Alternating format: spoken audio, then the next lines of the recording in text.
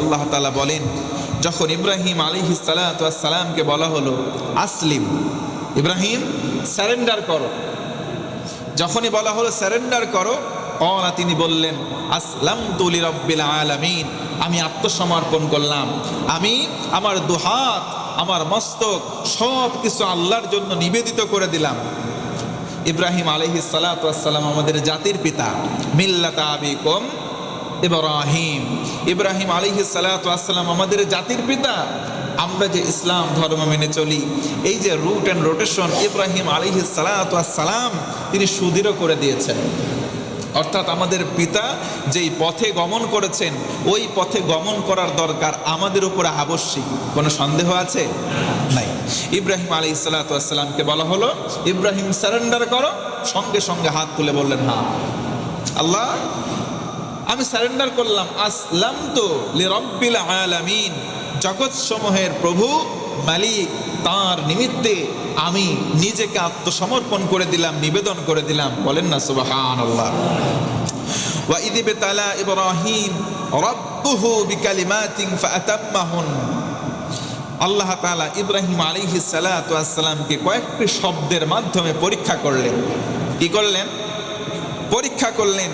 ক্বালা ইন্নী জাইলুকা লিন-নাসি ইমামা, আল্লাহ পাক বলেন ওই পরীক্ষায় শতভাগ আমার পয়গম্বর ইব্রাহিম সফলতা অর্জন করেছিল। সুবহানাল্লাহ। এরপরে আমি কি করলাম?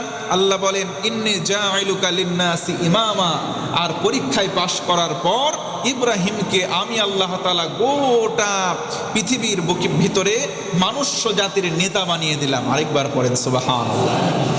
ইন্নী জাইলুকা, নিশ্চয় আমি আল্লাহ বানিয়ে দিলাম, প্রেরণ করে দিলাম, বানিয়ে দিলাম, লিন-নাসি, প্রত্যেকটা মানুষের জন্য, ইমামান, নেতা। কাকে বানালেন? ইব্রাহিম আলাইহিস সালাতু ওয়াস সালামকে। কিন্তু কি এমনি এমনি হয়েছে? না, বরং আল্লাহ বলেন আমি তাকে পরীক্ষা নিয়েছি, প্রত্যেকটা পরীক্ষায় আমার ইব্রাহিম সফলতা অর্জন করেছে, পাশ করেছে, গোল্ডেন জিপিএ 5 লাভ করেছে। বলেন সুবহানাল্লাহ। সফল হওয়ার পরে তাকে আল্লাহ পাক মনোনয়ন দিয়েছেন। মনে রাখবেন প্রত্যেকটা মানুষের জীবনে কম বেশি পরীক্ষা আসবেই। গতদিনে আমরা আলোচনা করেছিলাম প্রতিটা মানুষের জীবনে পরীক্ষার 3টা ক্যাটাগরি, কারো ছোট পরীক্ষা, কারো মাঝারি, কারো বড় পরীক্ষা। কাউকে আল্লাহ কষ্ট দিয়ে পরীক্ষা নেন, কাউকে আল্লাহ সুখ দিয়ে পরীক্ষা নেন, কিন্তু পরীক্ষা আল্লাহ পাক নিবেনই, এতে কোনো সন্দেহ নাই। আল্লাহ পাক আরে এক আয়াতে বলেন ইয জাআ রাব্বাহু বিকলবিন সালিম, যখন ইব্রাহিম আলাইহিস সালাতু ওয়াস সালামকে মনোনয়ন দেওয়া হলো যে তুমি হলা মনুষ্য জাতির নেতা, ইব্রাহিম আলাইহিস সালামের অন্তর হয়ে গেল একদম সাদা স্বচ্ছ। একটু আওয়াজ করে বলেন সুবহানাল্লাহ। আমাদের জাতির পিতা ইব্রাহিম আলাইহিস সালাতু ওয়াস সালামের অন্তরের ভিতরে কোনো কি কালি ছিল? কোনো দাগ, কোনো হিংসা কিছুই ছিল না। আল্লাহ বলেন তার মন ছিল একদম ফ্রেশ, কোনো দাগ ছিল না। আরেকবার সুবহানাল্লাহ পড়ে। এখান থেকে শিক্ষা নেন।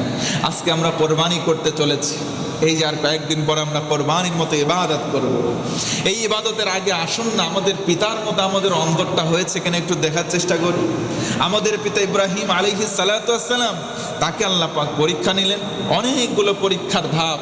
সর্বশেষ যে পরীক্ষার পরে তাকে সার্টিফিকেট দেওয়া হলো সেটা হলো নিজের সন্তানকে জবাহ করা, নিজের সন্তানকে কোরবানি করা। স্বপ্নের মধ্যে দেখলেন আমি আমার প্রিয় বস্তুকে কোরবানি করছি, আমি আমার প্রিয় বস্তুটাকে কোরবানি করছি। চিন্তামগ্ন হয়ে ঘুম থেকে উঠলেন, আরে প্রিয় বস্তুটা কি হতে পারে? অনেক কিছু কোরবানি করলেন, স্যাক্রিফাইস করলেন, কিন্তু তাও হয় না। একই স্বপ্ন রিপিট হতে থাকে। তারপরে যখন দেখলেন না আমি বার্ধক্যে উপনীত হয়েছি, যখন আল্লাহ পাকের পক্ষ থেকে একটি সন্তান লাভ করেছি, তখন ওই সন্তানের চাইতে প্রিয় বস্তু আমার কাছে আর দ্বিতীয়টা নাই। ওই সন্তানকে যখন তিনি কোরবানি করার জন্য উদ্যত হলেন, আল্লাহর পক্ষ থেকে সেটা কবুল হয়ে গেল। তার মানে স্পষ্ট প্রতীয়মান বা প্রমাণ হয় এই কোরবানিটা জন্তুর নয়, কোরবানিটা সন্তানের নয়, কোরবানিটা হতে হবে আত্মিক। অন্তরের মধ্যে কি আছে এটা আল্লাহ ছাড়া দুনিয়ার কেউ জানেন? তা আমার অন্তরের মধ্যে স্যাক্রিফাইস, ত্যাগের কোনো চিন্তা চেতনা নিয়ত আছে কিনা? পশু কোরবানির সঙ্গে স্বাদ নাই। আমি যত ছোট, যত বড়, যত মাঝারি পশু কোরবানি দেই না কেন, আমার অন্তর সাদা, তো আল্লাহ পাক সেই কোরবানিটা কবুল করবেন।